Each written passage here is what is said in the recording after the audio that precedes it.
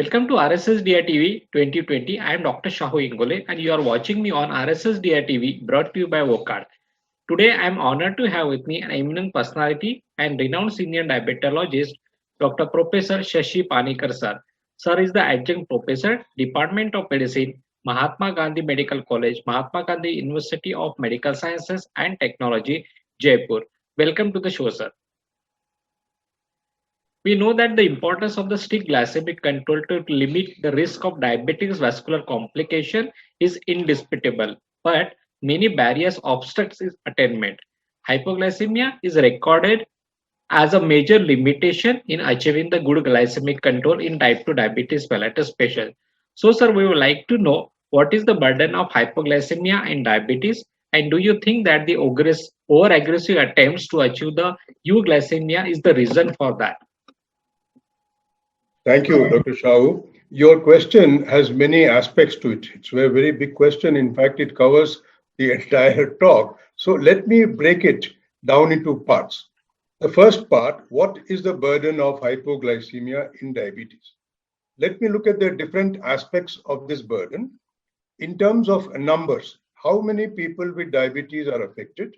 Then in terms of adverse effects, then in terms of financial loss to the patient and to the healthcare system, and then lastly in terms of mortality and survival. That would cover all the burden of hypoglycemia. So in terms of numbers, about 4 million people in India with diabetes are taking insulin. Now, at a very conservative estimate, about 20% of them have significant hypoglycemia. So that's a huge number. We are now looking at 8 lakhs people several times in a year or once a year at least who have hypoglycemia. So that number is huge, and this is hypoglycemia which is significant enough for them to require assistance. In terms of adverse effects, these patients suffer falls, they have accidents, they have injuries, they have fractures. In cardiac causes, you have dysrhythmias, acute MI, cardiac death. In neurological causes, unconsciousness, stroke, coma, and dementia in the long-term hypoglycemic effect, and death. A very important adverse effect which is often missed out is an eye complication. Every time there is severe hypoglycemia, it results in retinal cell death. And recurrent hypoglycemia can lead to blindness or partial blindness. And these retinal cell death are very difficult to evaluate. Even the patient does not realize it, even if he goes in for regular checkups. An important aspect of hypoglycemia are road accidents. This is one aspect we never touch in India. Person with type 1 diabetes, adult with type 1 diabetes, he starts off on his long journey, highway journey in the morning. The journey is about 6 to 8 hours. He's checked his blood sugar. He found it is as normal as usual, and his blood sugar may be around 100 or 110.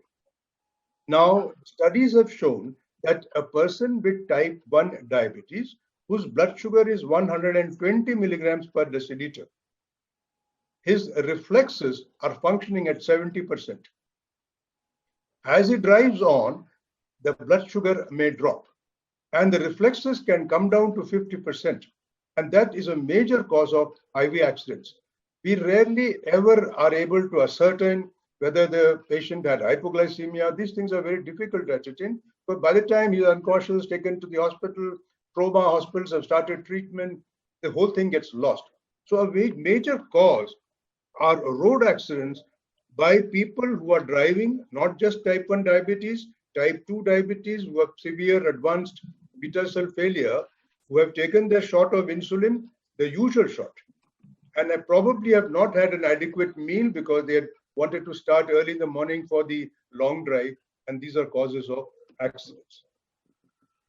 Then we look at the cost of hospitalization for these patients. What you are looking at is a 50 to 60-year-old person who has been brought into the hospital in coma. They don't know this is hypoglycemic coma. So the entire works, all the investigations will start for neurological problems, cardiac problems, arrhythmias, everything. The cost will never be less than 50,000. It may go to several lakhs of rupees. So the burden of cost is very high in hypoglycemia. Then we look at it from the terms of mortality and survival. It is really interesting to know that the 5-year survival in patients who have recurrent and severe hypoglycemia, either in type 1 diabetes or type 2 diabetes, is less than people who have heart failure, systolic heart failure. And we know that survival in systolic heart failure is pretty short. These people die even faster. So that is the burden that we're looking at. Then we come to the second part of your question, and that was whether the burden of hypoglycemia is worsened by over-aggressive attempts to achieve euglycemia. Now, in adults with type 1 diabetes, it is imperative to achieve tight control of hyperglycemia to prevent microvascular complications. Now, this can be usually achieved because these patients are usually younger and are better able to take care of themselves. And the only way to effectively control microvascular complications, kidney complications, is tight hyperglycemia. So when you say over-aggressive, what do we mean? We mean in type 1 diabetes and HbA1c definitely less than 7%. In young people who have been recently diagnosed, maybe nearer to 6.5%. Definitely these patients will have hypoglycemia. It is not over-aggressive treatment. It is ambitious treatment to prevent complications.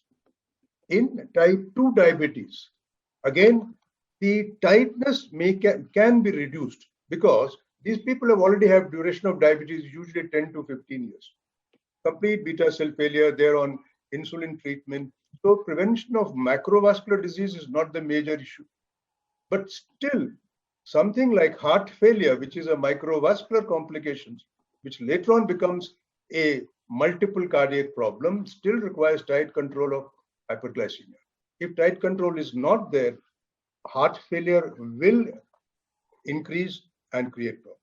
So it is a matter of balancing hyperglycemia, euglycemia, hypoglycemia. We don't want hypoglycemia, we want euglycemia. But in the attempt to achieve euglycemia, invariably the patient will go into hypoglycemic state. And recurrent attacks of hypoglycemia will cause hypoglycemia unawareness, and this will create problems. So, sir, do you think that any device can come to the rescue of the patients with hypoglycemia? That's a very interesting question that you've asked. As of now, we do not have any device which can prevent hypoglycemia. What we have, if you look at the pathophysiology of hypoglycemia, the first defense mechanism is by the pancreas by reducing insulin. Insulin secretion is stopped so that sugar can recover. The second one is to increase glucagon secretion and release from the pancreas. These are controlled by the brain. Then third comes the third defense mechanism, and that is controlled by the hypothalamus, majorly the ventromedial part of the hypothalamus, and also the perifornical area of the hypothalamus. These are the areas which go into action for the autonomic system. So there are two major systems. One is the adrenergic system, the second is the cholinergic system, and they release epinephrine and they release acetylcholine in an attempt to make the blood sugar go up. The third part of that hypothalamic action is the sympathoadrenal system, which kicks the adrenal medulla to release epinephrine. The previous one was norepinephrine. This is epinephrine now. And these are the things that make the patient come alert, arouses the patient. He has tremors, palpitations, he understands hunger, and he immediately takes measures to change the status by eating something. But what happens with recurrent hypoglycemia, these defense mechanisms fail. So what happens is, and in diabetes as such, the release of glucagon is almost zero, very minimal glucagon release. So there is not much defense mechanism left. So what devices have now been done is the continuous glucose monitor is attached to an insulin pump, and the partnership allows the machine, the pump, to stop giving insulin anymore if the sugar drops. But it is not treating the hypoglycemia. It is only stopped the aggravation of hypoglycemia. And that aggravation can be adequate to cause an accident. it can be adequate to harm the patient. So the second improvement done is in the islet. The islet is a new pump where a glucagon refill is also there. So there is both insulin and glucagon, and there is a very complicated algorithm built into the pump which balances the release of insulin and glucagon to ensure that the blood sugar remains normal. This is the only device now. It is not yet available, but it is in the pro of almost coming out. Even this will not solve the problem. First, because it depends on a machine which requires a very complicated computerized algorithm to maintain balance. And as you know, machines are like just computers. They can fail. If it fails, there will be an attack of severe hypoglycemia. So the third alternative now that we are looking at in our lab, in our medical university, is entirely something different. And I will be speaking more about it because this goes into the neurocircuits of the brain and how they can be altered to improve and prevent hypoglycemia. These will be based on the signals which are going from the thalamus to the liver and how we can directly cause the liver to release glucose. The liver is a big storehouse of glucose in the body, and that is endogenous glucose. It is not exogenous glucose. It can be released, and maybe there might be a device which may come out of that. So thank you so much, sir, for sharing your views and joining us on RSSDI TV brought to you by WOCARD. Thank you so much. Thank you very much, Dr. Shaul. Thank you.